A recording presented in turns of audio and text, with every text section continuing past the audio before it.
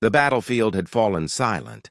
Where only hours before swords clashed and war cries echoed, now there was only smoke, the groans of the wounded, and the heavy tread of Ottoman soldiers claiming victory. For the defeated warriors, death often came swiftly, but for their families, especially their wives and children, the ordeal was only beginning. The Ottoman Empire was not content with seizing land or treasure alone. Its power lay in shaping the destiny of conquered people. To the empire, prisoners were not just victims, they were resources, symbols, and tools. Captivity itself became a weapon, a reminder that Ottoman conquest did not end with the fall of an army. It extended into homes, families, and future generations. The fate of women in particular carried a weight that struck fear into the hearts of Rome's, Persia's, and Europe's defenders. When a city fell, wives and daughters of the defeated were not simply left to grieve. They were taken, absorbed into systems designed to erase their past identities and replace them with new roles under Ottoman authority. For the warriors who died resisting, this was the bitterest blow. To perish in battle was expected. To lose one's honor, lineage, and family was unthinkable. The Ottomans understood this truth well, and they used it to tighten their grip on conquered lands.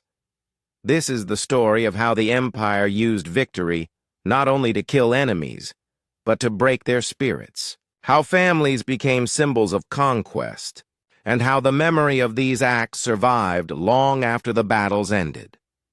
What the Ottomans did to the wives of defeated warriors was remembered by many as something worse than death itself, and it reveals how power at its most ruthless is not measured only in armies, but in the lives it reshapes forever.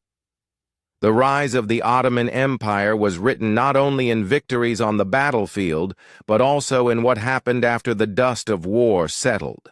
For the Ottomans, conquest was never just about defeating an enemy army. It was about reshaping entire societies, absorbing their people, their wealth, and their culture into the machinery of the empire. And in that machinery, captives were as valuable as territory.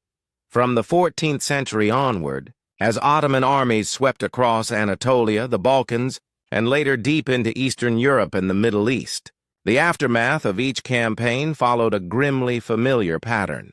When a city fell or a defending army was crushed, prisoners were taken in enormous numbers.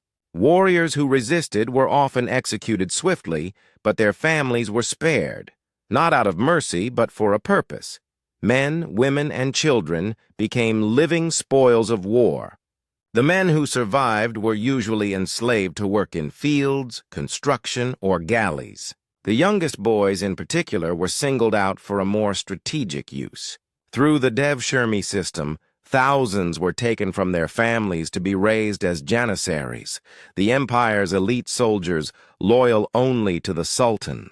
A defeated warrior might die on the battlefield, but his son could be taken, converted, and molded into the very weapon used against his own people. For women, captivity carried its own meaning. In Ottoman society, women were not simply prisoners. They were political and social tools. Captured wives and daughters were distributed among soldiers as rewards, sold in markets, or sent into the service of high officials. Some were chosen for the Sultan's palace, absorbed into the vast system of the imperial harem. Their names, faiths, and identities were often changed, severing ties with their past lives. This was more than practical enslavement. It was a deliberate strategy of psychological warfare. By taking the families of fallen warriors, the Ottomans sent a message. Resistance would not only cost you your life, but would erase your lineage, your memory, and your honor. In many ways, it was a fate seen as worse than death itself. To fight bravely and die was one thing. To imagine your wife or daughter in the hands of your enemy was another wound entirely, one that lived beyond the battlefield. Contemporary chronicles from the Balkans, Hungary, and Persia describe how the capture of families haunted communities for generations. Villages emptied of their young, noble houses, stripped of their heirs, and women of high birth reduced to pawns in imperial politics. The Ottomans understood that true victory was not only measured in land conquered, but in the spirit of resistance broken. In their own records, Ottoman scribes often described these captives in neutral, administrative terms, as property, as resources, as additions to the empire. But in the memories of the defeated, they were symbols of loss and humiliation. Folk songs in the Balkans told of wives carried away, of children growing up under foreign banners, of warriors who died not fearing their own end but lamenting the fate of those they left behind. This was the nature of Ottoman conquest, swift on the battlefield, but lingering in its consequences. The clash of swords may have lasted hours, but the captivity that followed could shape lives, families, and nations for centuries. In the Ottoman Empire, conquest was not measured only in cities taken or armies defeated. It was measured in the control of people, especially families. Among the captives, women carried a unique and heavy significance. They were not simply victims of war, they were political symbols. Their fates designed to reinforce Ottoman power and weaken resistance. When an Ottoman army marched into a city and claimed victory, the distribution of captives was a calculated process. Soldiers received some women as rewards, a practice that tied loyalty to the promise of spoils. Others were sold in bustling markets, their value measured in coin and bargaining. But the most significant captives, particularly noble women or the wives of prominent warriors, were taken into the custody of officials or even the palace. Their status made them too important to be treated as ordinary prisoners. For the empire, these women represented more than individuals. They embodied the pride and honor of the families and nations that had opposed Ottoman rule. By stripping them of their old identities and placing them under imperial authority, the Ottomans sent a clear message. Resistance meant not only defeat on the battlefield, but humiliation that touched even the most personal parts of life. Noble women from rival dynasties were sometimes used as pieces in marriage alliances. By marrying them into Ottoman circles, the empire absorbed their family's influence, turning former enemies into relatives of the dynasty. What once had been a house of resistance became a house tied by blood to the Sultan. In other cases, these women were placed in the imperial harem, where they could rise in influence but only under Ottoman control, their past loyalties erased. For common women, the symbolism was different but no less powerful. Their capture and redistribution among soldiers or administrators served as proof to local populations that the empire's reach extended into every home. The humiliation was collective. When wives and daughters were taken, it was not only the men who had fallen, but the entire community that felt broken. This was domination written not in proclamations but in human lives. Ottoman chroniclers often described such arrangements in neutral administrative terms. Captives were recorded as property, their movements catalogued as part of the spoils of war.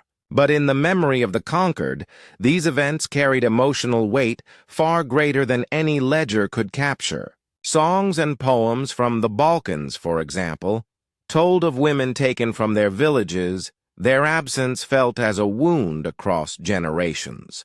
To those who remembered, the fate of women was not a side effect of war. It was the ultimate sign of defeat. The humiliation of warriors was complete only when they knew their families had been absorbed into enemy hands. To lose a battle was a soldier's risk. To lose one's lineage, to see a wife or daughter stripped from family and community, was an injury that lived beyond the battlefield. This is why many chroniclers described such fates as worse than death. Death ended suffering, but captivity stretched it into the future. By using women as political symbols, The Ottomans ensured that conquest was never only military. It was psychological, cultural, and generational. Their policies weakened the will of enemies to resist again. For every fighter knew that losing meant not only his own death, but the shattering of his family's honor and continuity. This system created both fear and grudging stability. Some communities, unwilling to face such humiliation again, chose submission over rebellion. Others carried the bitterness for centuries, passing it into songs, legends, and folk tales that remembered captivity as the deepest wound of conquest. For the Ottomans, women were not only captives, they were tools of empire. Through them, the sultans broadcast a message. The empire does not merely conquer land. It conquers identity, pride, and future.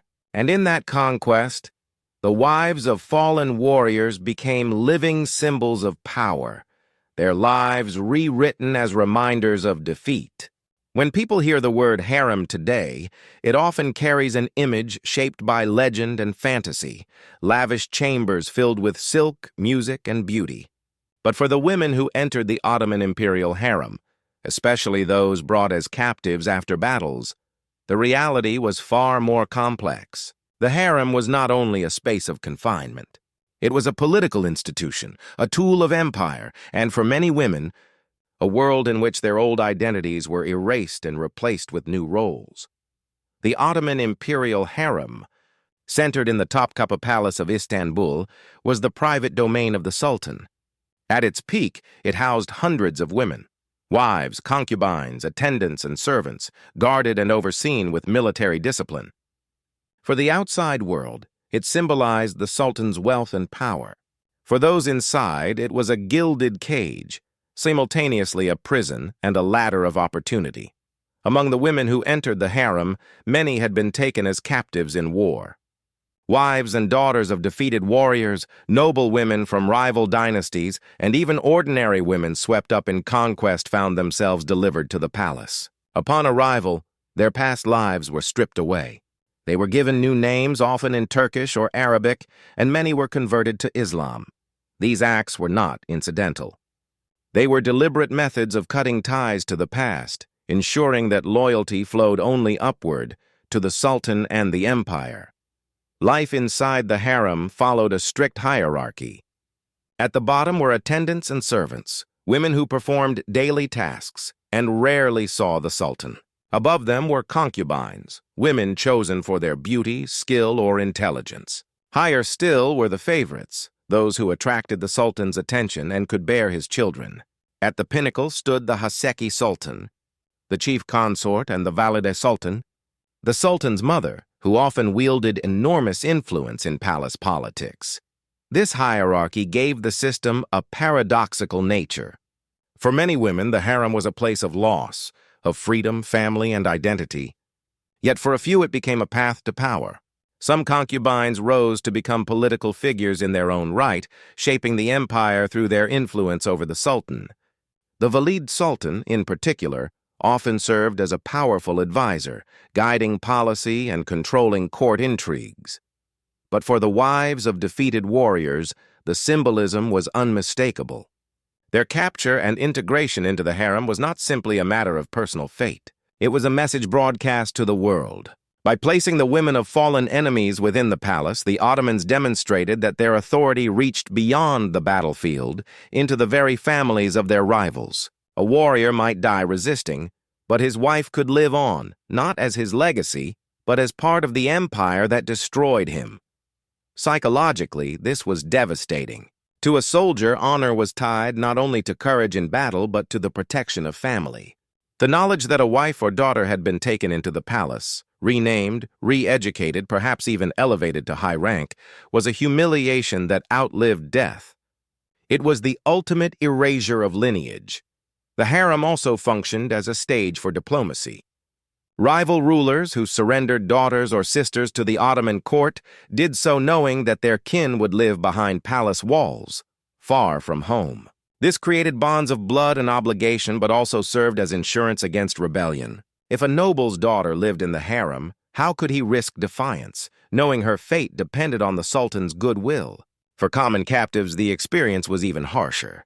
Torn from their villages, separated from families, and thrust into an alien world of strict discipline and surveillance, they became anonymous figures in a vast system. Their voices rarely reached history, yet their presence filled the palace.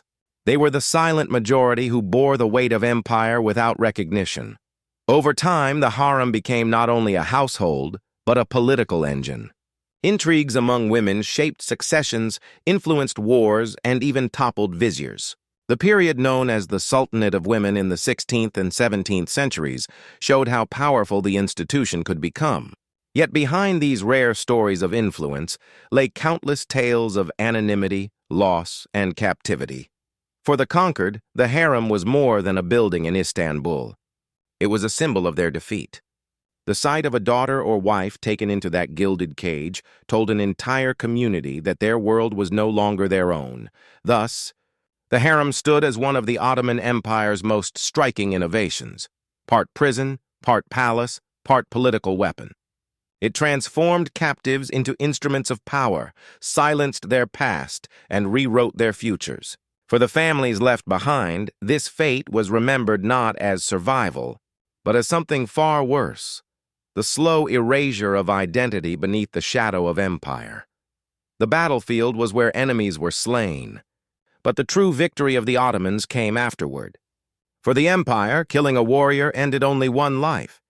Breaking his family broke an entire community. By shaping the destinies of the wives and children of the defeated, the Ottomans sent a message more enduring than a sword or spear could deliver. Resistance would cost not only lives, but honor, lineage, and memory. This strategy transformed captivity into a weapon more powerful than death. Soldiers could steel themselves against the prospect of falling in combat, but no amount of courage could protect them from imagining what would happen to their families if they lost. That lingering fear of wives and daughters carried away, of sons raised under the enemy's banner, was the empire's invisible blade, cutting into the spirit of whole nations. What might seem like the brutality of war was, in truth, a calculated system. The Ottomans understood that the most effective conquest was one that eliminated not just armies, but the will to resist. They used captives to make examples. In villages across the Balkans, whispers spread of what had happened in neighboring towns. Fight and you may die, but worse, your family will live under Ottoman rule. These stories traveled faster than armies, weakening resistance before the first arrow was loosed. Unlike many conquerors who left the defeated to rebuild, the Ottomans pulled families directly into their imperial machinery. Sons of warriors were seized through the Devshirme levy, raised as janissaries to fight for the very empire their fathers resisted. Wives and daughters were taken into homes, markets, or palaces, their lives rewritten as symbols of subjugation. The message was unmistakable. No part of a conquered people remained untouched. In the Balkans, chroniclers wrote of villages emptied of women and children after campaigns. Warriors who returned from hiding or captivity often found their families scattered, their wives carried away into servitude. Ballads preserved in Serbian and Albanian tradition told of heroes who fought bravely, only to be tormented by the knowledge that their wives had been taken as trophies of conquest. In Hungary, noble families dreaded Ottoman raids not only because of the destruction they brought, but because captured wives and daughters could vanish into the empire's vast networks of slavery and palace politics. For a nobleman, the fall of his estate was bitter, but the absorption of his wife into Ottoman hands was a humiliation that carried political consequences. It meant his family line was not only broken, but incorporated into the enemy's order. Even in wars against rival Muslim powers, such as the Persians, the Ottomans used family captivity as a weapon of dominance. When dynasties clashed, it was not uncommon for women of high rank to be taken into Ottoman custody, either as hostages or as additions to the harem. The symbolism was clear. Not even the ruling families of powerful nations were immune. Why did so many contemporaries describe the fate of these women as worse than death? Part of the answer lies in the values of the time. For warriors, honor was tied not only to battlefield courage, but to their role as protectors of their households. To die in battle was to fulfill duty. But to know that one's wife or daughter had been carried into captivity was to fail in the deepest sense. This wound did not end with the fallen. It lingered in the minds of survivors, in the hearts of entire communities. A warrior's death was mourned with rituals, but his wife's captivity was remembered as an unhealed scar. Songs from Bosnia and Greece preserved laments of women taken from their homes, their voices haunting generations with tales of loss. These stories ensured that long after the battles ended, the psychological impact remained. The genius and the cruelty of this system was that it reduced the need for endless warfare. By instilling fear of captivity, the Ottomans persuaded many communities to surrender without prolonged resistance. When news spread that villages which resisted were emptied of families, others began to yield rather than face the same fate. This was a cycle. Every conquest created more stories of humiliation, and those stories ensured smoother conquests in the future. The empire grew not only because of military strength, but because of the psychological collapse of its enemies. The image of wives and children in Ottoman hands was enough to sap courage from the bravest warriors. The use of women as instruments of fear extended beyond the battlefield into generations of memory. Families whose daughters vanished into the empire often never saw them again. Sons raised as janissaries returned not as kin, but as strangers, sometimes even leading campaigns against their own homelands. These stories became part of folklore. In Balkan epics, heroes mourned not only their own deaths, but the dishonor of their families. In Persian accounts, captivity was described as a fate that extinguished entire houses. In European chronicles, travelers wrote with horror of the markets and harems where noblewomen disappeared. The cultural memory of these losses became a permanent part of how nations viewed Ottoman rule, not only as military domination, but as an assault on the very idea of family and identity. It is striking that the Ottomans did not always need to act brutally to instill terror. The reputation alone of what could happen to families was often enough. This silence, this unspoken threat, was as effective as any sword. When warriors rode out to meet Ottoman armies, many already carried defeat in their hearts, imagining the fates of their wives if they fell. In this way, the Ottomans weaponized not just violence, but imagination. They allowed fear itself to do the work of conquest. For many, it was not the battlefield that crushed them, but the unbearable thought of their family's captivity. The message of fear was clear and consistent across centuries of Ottoman expansion. Resist, and your family will be erased. Submit, and they may survive, though never unchanged. This dual promise, survival through submission, humiliation through resistance, was one of the empire's sharpest tools. And in the eyes of the defeated, this fate truly was worse than death. Death ended quickly. Captivity lived on, in memory, in song, in the sorrow of generations who carried the weight of humiliation long after the warriors themselves were gone. While the Ottomans used conquest and captivity to silence enemies, the voices of the defeated did not vanish. They endured, not always in open rebellion, but in memories, laments, and stories that traveled from one generation to the next. For many conquered nations, remembering what happened to their wives, daughters, and children became a form of resistance in itself. In the Balkans, where Ottoman armies left a deep imprint, folk songs and epic poetry carried the sorrow of captivity. Ballads told of heroes who died bravely, but were remembered less for their valor and more for the families they left behind. One recurring theme was the lament of wives taken into Ottoman custody, their voices imagined in haunting verses that echoed through villages for centuries. These songs transformed personal grief into collective memory, reminding entire communities of what conquest had cost them. Among Serbians and Albanians, epics spoke of warriors who, even on the eve of battle, wept not for their own deaths, but for the fate of their wives and children. For them, captivity was an unhealed wound, and the fear of it weighed as heavily as enemy swords. Such songs became cultural weapons, subtle reminders that the struggle against domination was not only physical, but spiritual. Persian chronicles, too, carried bitter accounts of defeats at Ottoman hands. Writers described noble women taken as hostages or forced into marriage alliances, lamenting that dynasties were undone not only by lost battles, but by broken bloodlines. These texts preserved the humiliation of captivity as a warning to future generations. The Ottomans may have written their victories into official records, but the conquered wrote their grief into poetry and history. Even in Europe, where tales of Ottoman conquest spread through frontier towns and royal courts, captivity became a symbol of both terror and defiance. Plays, sermons, and pamphlets warned Christian kingdoms of the consequences of defeat. Captured wives and children were depicted not only as victims, but as symbols of what was at stake if nations failed to resist. For early Christians within the empire, captivity stories carried a spiritual meaning.